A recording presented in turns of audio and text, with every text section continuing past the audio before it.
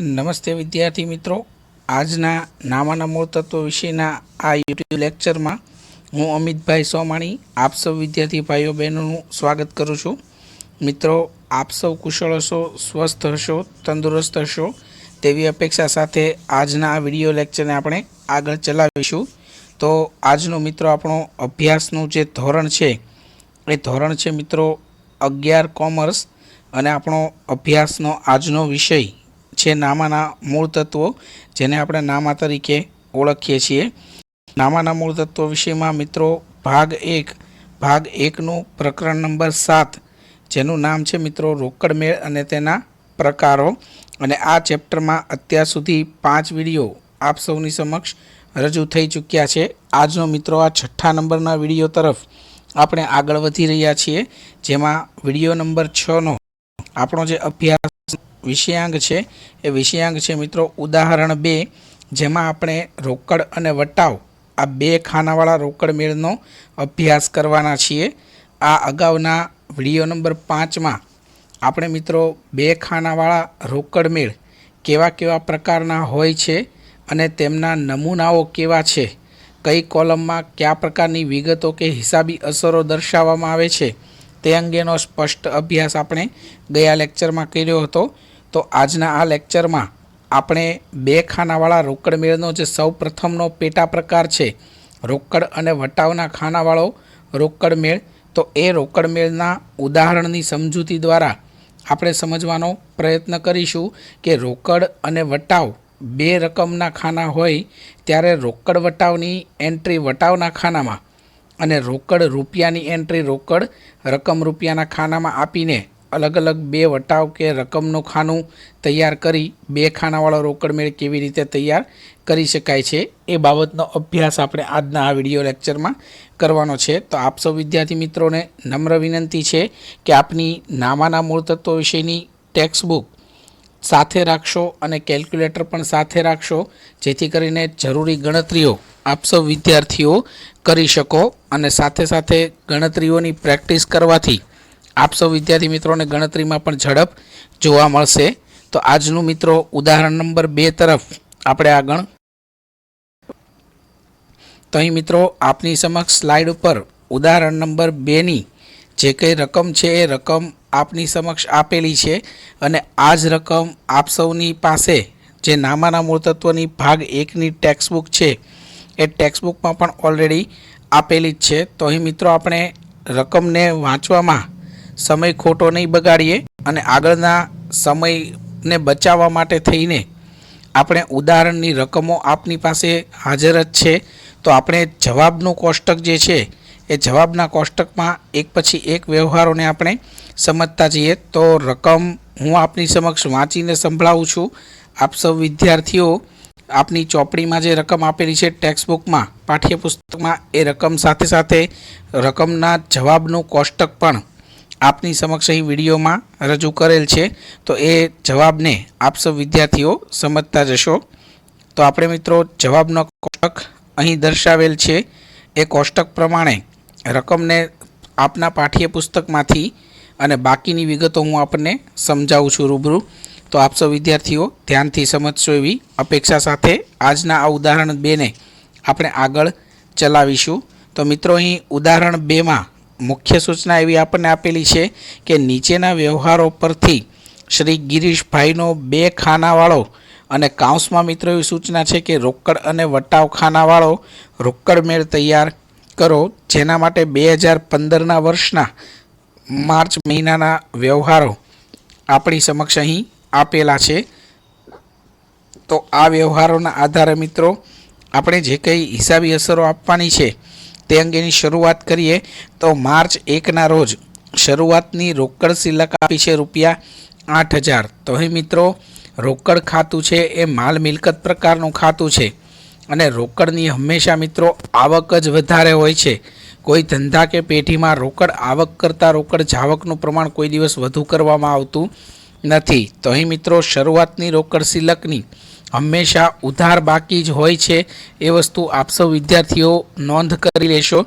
તો રોકડ મેળની ઉધાર બાજુ માર્ચ 2015ના વ્યવહારો છે એટલે મિત્રો તારીખના ખાનામાં વર્ષ 2015 અને માર્ચ 1 કરીને શરૂઆતની બાકી માટેનો આપણો ચોક્કસ નક્કી કરેલો શબ્દ છે બાકી આગળ લાવ્યા. તો અહીં મિત્રો આપણે બાકી આગળ લાવ્યા તરીકેની રકમ વિગતમાં બાકી આગળ લાવ્યા અને રોકડ રૂપિયાના ખાનામાં લખીશું 8,000. તો અહીં મિત્રો આપણે 8,000ની શરૂઆતની રોકડ એટલે કે હાથ પર રોકડને બાકી આગળ લાવીને અહીં ધંધાની શરૂઆત માર્ચ મહિનામાં કરીએ છીએ. તો સૌથી પહેલો વ્યવહાર છે રોકડ ખાતાની રોકડ મેળની શરૂની બાકી દર્શાવવા માટેનો. ત્યારબાદનો મિત્રો તારીખ 4નો વ્યવહાર છે એ છે રૂપિયા 6,000નો માલ 10% વેપારી વટાવે ખરીદ્યો. તો અહીં મિત્રો બે પ્રકારના વટાવ આપણને જોવા મળશે, જેમાં એક હશે વેપારી વટાવ અને બીજો હશે રોકડ વટાવ.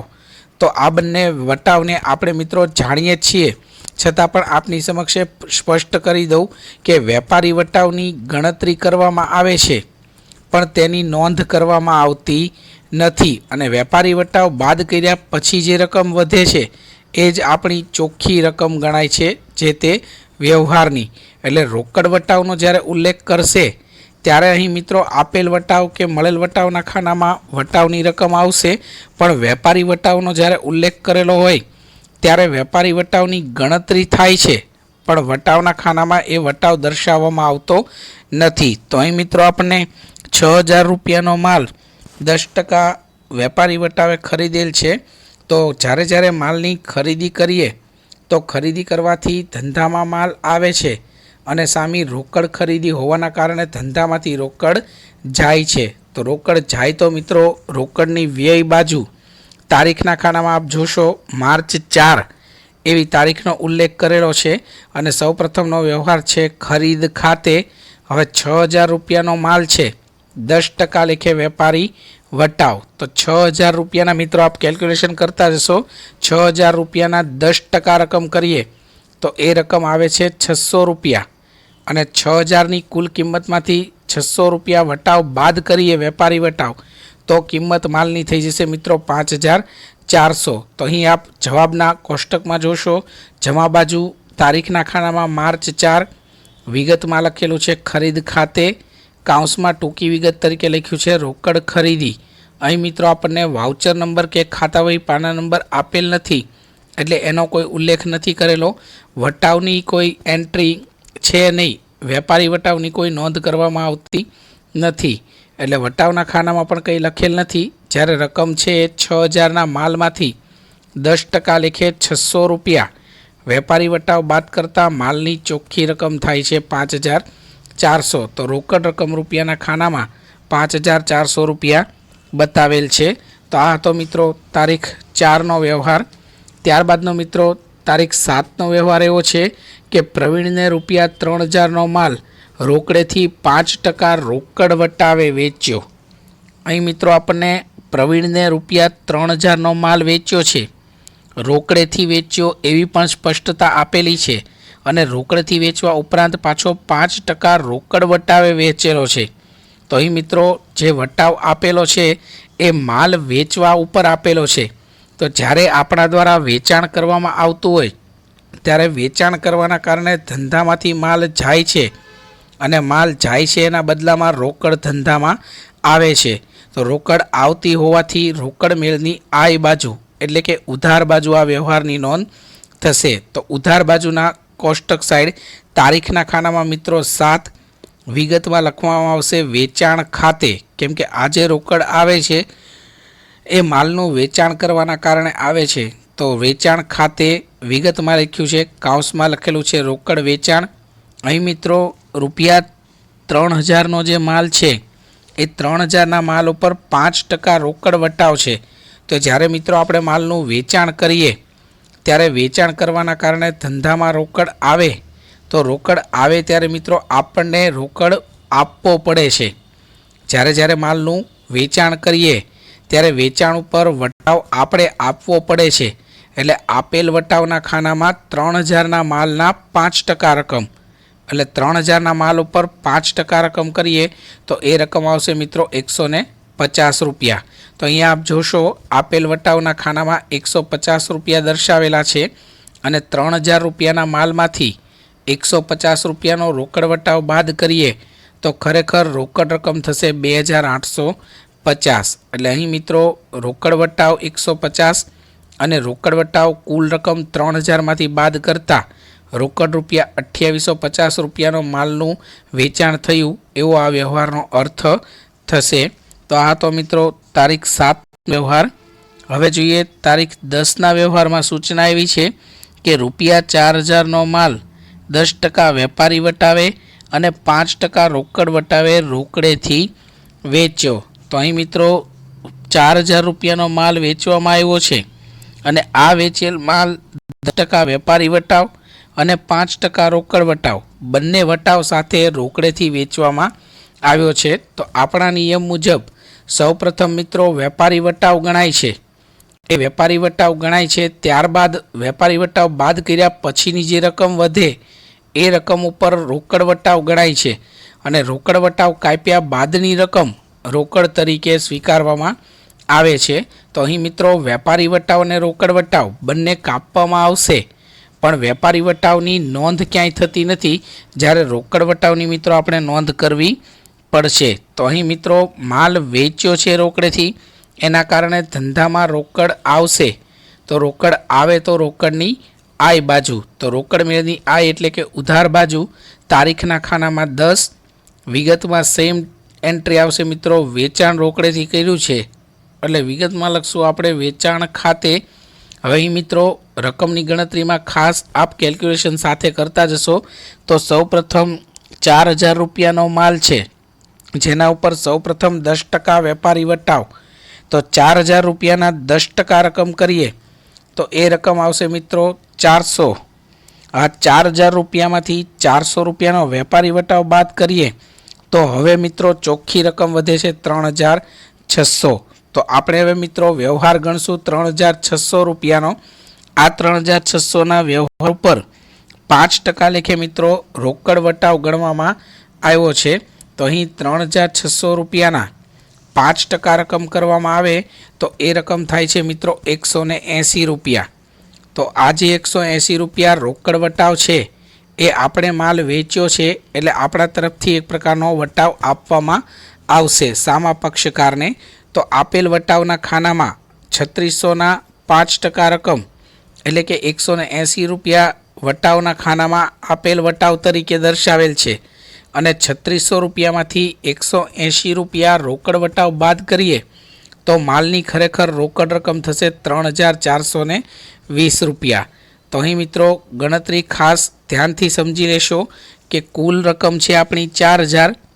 એ 4000 ઉપર સૌપ્રથમ 10% વેપારી વટાવ એટલે 4000 ઉપર 10% લેખે વેપારી વટાવ કરતાં 400 રૂપિયા રકમ આવે. એ 400 રૂપિયાનો વેપારી વટાવ 4000માંથી બાદ કરીએ તો ખરેખર માલની ચોખ્ખી રકમ થઈ જશે મિત્રો 3600.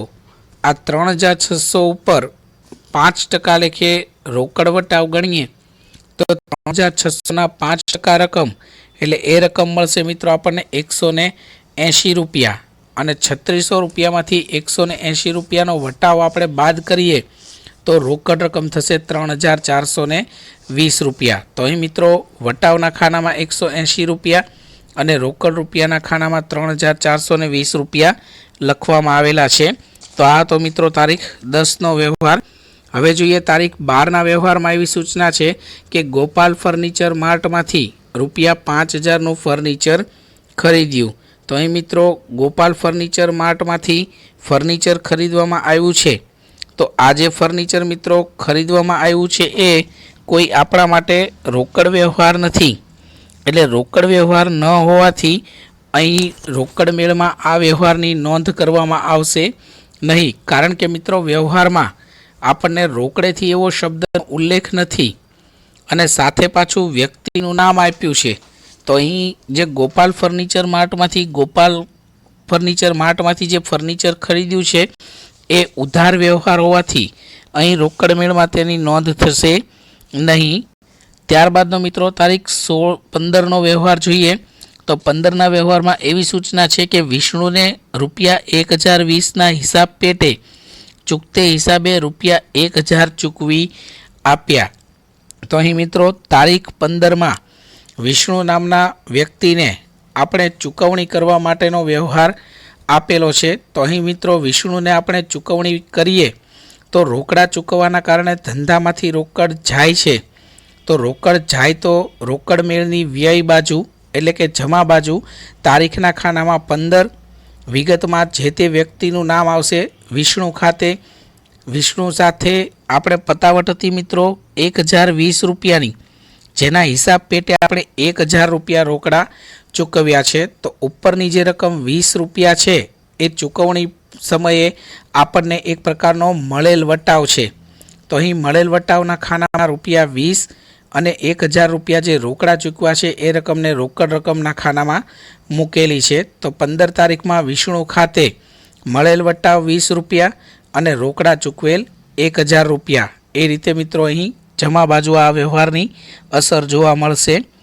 ત્યારબાદ તારીખ 16ના વ્યવહારમાં એવી સૂચના છે કે કમિશનના રૂપિયા 900 ચૂકવી આપ્યા। તો અહીં મિત્રો કમિશનનો ખર્ચ થયેલ છે અને ખર્ચના રૂપિયા 900 આપણે ચૂકવેલ છે। તો ચૂકવવાના કારણે ધંધામાંથી રોકડ જાય છે તો રોકડની જાવક એટલે કે રોકડનો વ્યય રોકડ મેળની જમા બાજુ તો તારીખના ખાનામાં 16 વિગતમાં આવશે મિત્રો કમિશન ખાતે અને રોકડ રકમ રૂપિયાના ખાનામાં લખવામાં આવશે 900 રૂપિયા। તો અહીં મિત્રો કમિશનની 900 રૂપિયાની રોકડ ચૂકવી છે તેની એકદમ સિમ્પલ એન્ટ્રી થઈ જશે। ત્યારબાદ તારીખ 18ના વ્યવહારમાં એવું કહે છે કે કમલેશ પાસેથી લેણાના રૂપિયા 1560ના હિસાબે ચૂકતે પેટે રૂપિયા 1500 રોકડા મળ્યા। હવે મિત્રો જેમ હમણે 15 તારીખના વ્યવહારમાં આપણે વિષ્ણુને રોકડ ચૂકવીને હિસાબની પતાવટ કરી હતી એ રીતે અહીં 18 તારીખના વ્યવહારમાં કમલેશ પાસેથી આપણને રકમ મળે છે અને કમલેશ આપણી સાથે હિસાબની પતાવટ કરે છે। હવે અહીં મિત્રો કમલેશ પાસેથી લેણા છે રૂપિયા 1560, લેણાનો અર્થ થાય છે લેવાની રકમ, એટલે કે આપણે કમલેશ પાસેથી 1560 રૂપિયા હિસાબે લેવાના છે અને એ વ્યક્તિ 1560ના બદલે 1500 રૂપિયા રોકડા આપીને હિસાબ ચૂકતે કરે છે। એટલે કે કમલેશ પાસેથી આપણે લેવાના હતા 1560 રૂપિયા અને હિસાબ 1500 રૂપિયા પેટે આપીને એ વ્યક્તિએ હિસાબ ચૂકતે કર્યો છે। તો ઉપરના જે 60 રૂપિયા છે મિત્રો અહીં આપણે એક પ્રકારનો કમલેશને આપેલો વટાવ ગણાશે અને રોકડા આપણને હિસાબો પેટે મળ્યા છે એટલે મળ્યા છે એનો અર્થ મિત્રો રોકડ આવક થાય છે। રોકડ આવક થતી હોય તો રોકડ મેળની આય બાજુ। તો આ રીતે મિત્રો આ વ્યવહાર નોંધાશે। રોકડ મેળની ઉધાર સાઈડ તારીખના ખાનામાં લખાશે 18 તારીખ, વિગતમાં લખશું કમલેશ ખાતે મળેલ વટાવ છે એ રોકડ વટાવ જ્યારે નાણાં ચૂકવીએ ત્યારે મિત્રો આપણને રોકડ વટાવ જે મળે છે એ જ રીતે આપણને કોઈ સામેવાળી વ્યક્તિ નાણાં રોકડા ચૂકવીને હિસાબ ચૂકતે કરતી હોય ત્યારે આપણે એને વટાવ આપવો પડે છે। તો અહીં 1560ના હિસાબમાંથી 1500 રૂપિયા મળ્યા છે તો ઉપરના રકમ 60 આપણા તરફથી આપેલ વટાવ છે એટલે તારીખ 18 વિગતના ખાનામાં કમલેશ ખાતે આપેલ વટાવ છે 60 રૂપિયા અને 1500 રૂપિયા જે રોકડા મળ્યા છે એ રોકડ રકમ રૂપિયાના ખાનામાં લખાશે। તો અહીં મિત્રો 1500 રૂપિયા આપ જોશો રકમ રૂપિયાના ખાનામાં નોંધવામાં આવેલા છે। તો આ હતો તારીખ 18નો વ્યવહાર। ત્યારબાદ તારીખ 20ના વ્યવહારમાં એવું કહે છે કે પગારના રૂપિયા 2000 અને મજૂરીના રૂપિયા 400 ચૂકવી આપ્યા। તો અહીં મિત્રો 20 તારીખના રોજ એક સાથે બે ખર્ચાઓ એક જ દિવસમાં બતાવવામાં આવ્યા છે, જેમાં પગારના 2000 રૂપિયા ચૂકવવામાં આવ્યા છે અને મજૂરીના રૂપિયા 400 ચૂકવવામાં આવ્યા છે। તો બંને ખર્ચ ચૂકવવાના પરિણામે ધંધામાંથી રોકડ જાય છે। તો રોકડ જાય તો રોકડ મેળની જમા બાજુ એટલે કે વ્યય બાજુ આની એન્ટ્રી આપવામાં આવશે। તો આપ રોકડ મેળની વ્યય બાજુ જોઈ શકો છો। પહેલાં તો 20 તારીખ લખીને પગાર ખાતે રકમ રૂપિયાના ખાનામાં 2000 દર્શાવેલા છે અને એ જ તારીખ લખીને 20 તારીખમાં મજૂરી ખાતે રોકડ રૂપિયાના ખાનામાં 400 રૂપિયા બતાવેલા છે। તો અહીં મિત્રો રોકડ પગાર ચૂકવવામાં આવ્યો છે 2000 અને રોકડા મજૂરી પેટે ચૂકવવામાં આવ્યા છે 400 રૂપિયા। તો બંને વસ્તુઓ રોકડની જાવક હોવાને પરિણામે રોકડ મેળની જમા બાજુ એટલે કે વ્યય બાજુ બે અલગ અલગ એન્ટ્રીઓ તરીકે એક જ તારીખ દર્શાવીને એન્ટ્રીઓ આપવામાં આવેલી છે। ત્યારબાદ તારીખ 23ના વ્યવહારમાં એવી સૂચના છે કે વિશ્વા પાસેથી રૂપિયા 2000નો માલ 10% વેપારી વટાવે અને 10% રોકડ વટાવે રોકડેથી ખરીદ્યો। તો અહીં મિત્રો રોકડેથી ખરીદી કરવામાં આવે છે અને રોકડ ખરીદી કરવાના કારણે ખરીદીના પરિણામે ધંધામાં માલ આવે છે અને રોકડ ખરીદી કરી હોવાના કારણે સામી રોકડ ધંધામાંથી જાય છે, એટલે કે માલ આવે છે અને રોકડેથી રોકડા રૂપિયા ચૂકવવાના પરિણામે રોકડ ધંધામાંથી જાય છે। તો અહીં મિત્રો રોકડ જાય છે એટલે રોકડ ખાતે જમા અસર આપવામાં આવશે। તો રોકડ મેળની જમા બાજુ અહીં મિત્રો આપણે એન્ટ્રી જોઈશું। તો એન્ટ્રીમાં ખરીદ ખાતે તારીખના ખાનામાં લખેલું છે 23 તારીખમાં ખરીદ ખાતે એન્ટ્રી આપીને હવે મિત્રો ગણતરીમાં ખાસ ધ્યાન રાખશો કે આપણે કુલ માલની ખરીદી કરી છે 2000 રૂપિયાની, જેના ઉપર 10% વેપારી વટાવ અને 10% રોકડ વટાવ બંને પ્રકારના વટાવ ગણવાના છે। તો સૌપ્રથમ વેપારી વટાવની ગણતરી કરીએ તો 2000 રૂપિયાના માલ ઉપર 10% લેખે વેપારી વટાવ। તો કેલ્ક્યુલેશન આપ કરશો એટલે ખ્યાલ આવશે કે 2000ના 10% રકમ કરીએ તો રકમ થાય છે મિત્રો 200 રૂપિયા। આ 200 રૂપિયાના વેપારી વટાવને 2000માંથી બાદ કરીએ તો ખરેખર મિત્રો માલની ચોખ્ખી રકમ થઈ જાય છે 1800 રૂપિયા। ફરીથી 2000 રૂપિયાના માલમાંથી 10% લેખે 200 રૂપિયા બાદ કરીએ વેપારી વટાવ તો માલની ચોખ્ખી રકમ થઈ જાય છે મિત્રો 1800 રૂપિયા। હવે આ 1800 રૂપિયા ઉપર 10% રોકડ વટાવની ગણતરી કરીએ તો 1800 રૂપિયાના 10% લેખે રકમ થાય છે મિત્રો 180 રૂપિયા। અને આ રોકડ વટાવ કુલ 1800 રૂપિયામાંથી બાદ કરીએ તો 1800 રૂપિયામાંથી 180 બાદ કરતાં માલની ચોખ્ખી રકમ થઈ જશે મિત્રો 1620 એટલે કે 1620 રૂપિયા। તો અહીં મિત્રો જ્યારે આપણે રોકડ ખરીદી કરીશું ત્યારે આપણે 180 રૂપિયા આપણને વટાવ મળશે અને 180 રૂપિયા વટાવ 1800 રૂપિયામાંથી બાદ કરતાં 1620 રૂપિયા આપણે રોકડા ચૂકવવા પડશે। તો અહીં જોશો આપ તારીખ 23ના વ્યવહારમાં વિગતમાં લખેલ છે ખરીદ ખાતે મળેલ વટાવના ખાનામાં છે મિત્રો 180 રૂપિયા અને 180 રૂપિયા 1800માંથી બાદ કરતાં રોકડ રકમ ચૂકવી છે 1620 રૂપિયા। એટલે રકમ રૂપિયા જે છે એના ખાનામાં દર્શાવેલ છે રકમ 1620 રૂપિયા। તો અહીં મિત્રો રોકડ ખરીદીના પરિણામે વેપારી વટાવ અને રોકડ વટાવ બંનેની ગણતરી બાદ 1620 રૂપિયા આપણે રોકડા ચૂકવવા પડશે। તો આ તો મિત્રો તારીખ 23નો વ્યવહાર। ત્યારબાદ તારીખ 26ના વ્યવહારમાં એવું કહે છે કે ધંધામાં રોકડ લાવ્યા રૂપિયા 4000। હવે અહીં મિત્રો ધંધામાં રોકડ લાવ્યા એનો અર્થ એવો થાય છે કે ગિરીશભાઈ જે ધંધાનો માલિક છે એ ધંધામાં વધુ નાણાંની જરૂર હોવાથી રોકડા રૂપિયા ધંધામાં લાવે છે 4000। હવે મિત્રો આપણે જાણીએ છીએ કે ધંધાનો માલિક ધંધામાં જે કંઈ રોકડ માલ કે મિલકત લાવે એને આપણે મૂડી તરીકે ઓળખીએ છીએ, બરાબર। ધંધામાંથી જો પોતાના અંગત ખર્ચ માટે કંઈ લઈ જાય તો એ માલિકનો ઉપાડ છે અને ધંધામાં કંઈ પણ રોકડ માલ કે મિલકત લાવે તો એ ધંધાના માલિકની મૂડી છે। તો અહીં મિત્રો આપણે ધંધાના માલિક દ્વારા લાવવામાં આવેલી રોકડ એ માલિકની મૂડી ગણીશું અને રોકડ લાવવાના કારણે ધંધામાં રોકડ આવે છે તો રોકડ આવે તો રોકડ મેળની આય બાજુ એટલે કે આવક બાજુ એની નોંધ કરવામાં આવશે। તો અહીં મિત્રો આપ જોઈ શકશો રોકડ મેળની આય બાજુ તારીખના ખાનામાં 26 છે, વિગતમાં લખેલ છે મૂડી ખાતે અને રકમ રૂપિયાના ખાનામાં બતાવેલા છે 4000 રૂપિયા। તો ધંધાનો માલિક જે મૂડી તરીકે રૂપિયા લાવે છે એ રોકડા રૂપિયા 4000 તેની મૂડી ખાતે દર્શાવવામાં આવેલા છે। તો આ તો તારીખ 26નો વ્યવહાર। હવે ત્યારબાદ મિત્રો તારીખ 28ના વ્યવહારમાં એવી સૂચના છે કે મહેશ્વરી એન્જિનિયરિંગમાંથી રૂપિયા 8000નું યંત્ર ખરીદ્યું, જે પૈકી રૂપિયા 5000 ચૂકવી આપ્યા અને બાકીના નાણાં 1 માસ પછી ચૂકવવાના છે। તો અહીં મિત્રો આપણે જે એન્જિનિયરિંગ કંપનીમાંથી જે યંત્ર ખરીદ્યું છે એ યંત્ર ખરીદ્યું એમાં જે 5,000 રૂપિયા આપણે તરત જ ચૂકવી આપ્યા છે એની એન્ટ્રી મિત્રો આપણે અહીં રોકડ તરીકે આપીશું અને બાકીના જે નાણાં ચૂકવવાના બાકી છે એ ચૂકવવાની બાકી રકમ તો મિત્રો અહીં રોકડ મેળમાં નોંધવામાં આવશે નહીં. તો આ 8,000ના યંત્રની ખરીદી પેટે જેટલી આપણે રોકડ ચૂકવી હોય એ રોકડ રકમની એન્ટ્રી આપણે અહીં યંત્ર ખાતે આપીશું. તો યંત્રની ખરીદી કરવાના કારણે યંત્ર ધંધામાં આવે છે તો સામે રોકડ ચૂકવવાના કારણે ધંધામાંથી રોકડ જાય છે.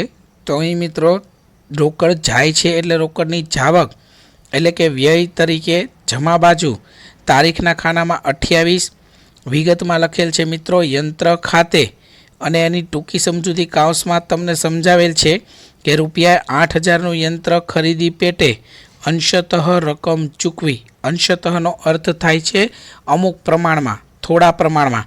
એટલે 8,000નું યંત્ર ખરીદ્યું છે જે પૈકી મિત્રો આપણે 5,000 રૂપિયા તરત જ ચૂકવ્યા છે. તો તરત ચૂકવેલી રકમ એટલે રોકડ રકમ. તો રકમ રૂપિયાના ખાનામાં અહીં 5,000 રૂપિયા બતાવવામાં આવેલા છે અને ખરેખર મિત્રો જે 3,000 રૂપિયા હજી ચૂકવવાના બાકી રહે છે એની એન્ટ્રી અહીં દર્શાવવામાં આવતી નથી. એટલે રોકડ મેળમાં જેટલી રોકડ ચૂકવવામાં આવી હોય એ રકમની જ અસર અહીં બતાવવામાં આવે છે. તો આ રીતે મિત્રો જે કંઈ રોકડ રકમ ચૂકવેલ છે એ રકમ રૂપિયાના ખાનામાં 5,000 બતાવેલ છે.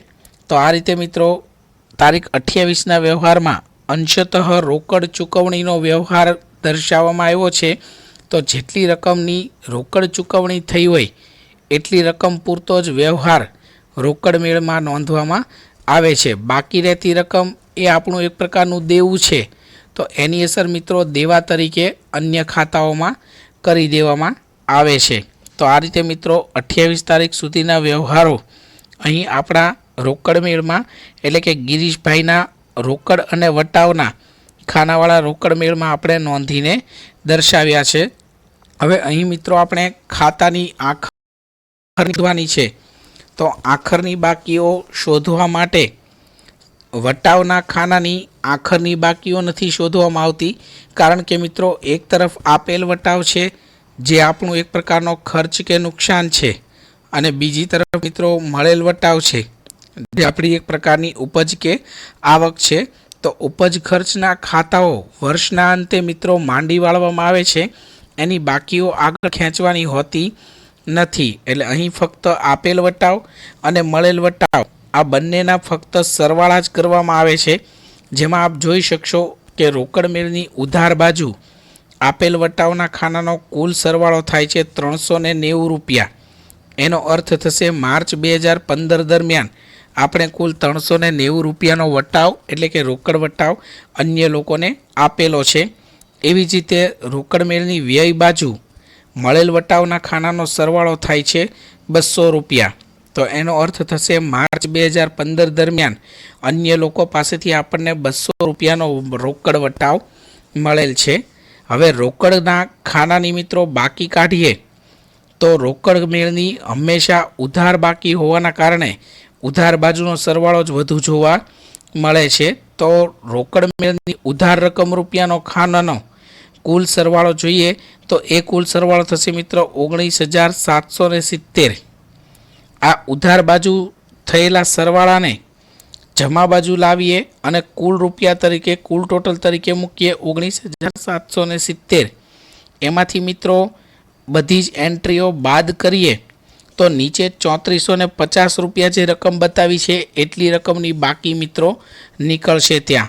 એટલે જે કંઈ મહિનાના છેલ્લા દિવસે બાકી કાઢવામાં આવે ત્યારે મિત્રો જેની છેલ્લી તારીખ નાખવામાં આવે છે તો અહીં માર્ચ મહિનામાં 31 તારીખ છેલ્લી હોય છે. તો 31 તારીખે બાકી આગળ લઈ ગયા તરીકે આખરની સિલક મિત્રો મળશે 3,450. ફરીથી એકવાર કહી દઉં છું મિત્રો કે ઉધાર રકમ રૂપિયાનો ખાનો એનો સરવાળો 19,770. એ સરવાળો જમા બાજુના કુલ ટોટલ તરીકે મૂકીએ અને એમાંથી 28 તારીખ સુધીના બધા જ વ્યવહારોની રકમ બાદ કરીએ તો 19,770માંથી બધી રકમ બાદ કરતાં 3,450 રૂપિયા જે બાકી આવે છે એ બાકી માર્ચ મહિનાની આખરની બાકી કહેવાય છે અને આખરની બાકી દર્શાવવા માટેનો શબ્દ છે બાકી આગળ લઈ ગયા. તો 31 તારીખે એટલે કે માર્ચ મહિનાના છેલ્લા દિવસે આ બાકી દર્શાવેલ છે અને આની આજ બાકી તેની વિરુદ્ધ બાજુ પછીના મહિનાની 1 તારીખે એટલે માર્ચ પછીનો મહિનો એપ્રિલ, તો એપ્રિલ માસની 1 તારીખે બાકી આગળ લાવ્યા તરીકે રોકડ રૂપિયાના ખાનામાં મિત્રો બતાવેલા છે 3450. તો આ રીતે મિત્રો એક માસનો રોકડ અને વટાવના ખાનાવાળો રોકડ મેળ આપ સૌની સમક્ષ અહીં રજૂ કરવામાં આવ્યો છે, જેને આપણે વિગતવાર સમજૂતી મેળવી છે. તો આજના આ લેક્ચરને મિત્રો અહીં સુધી રાખશું. નમસ્તે અસ્તુ.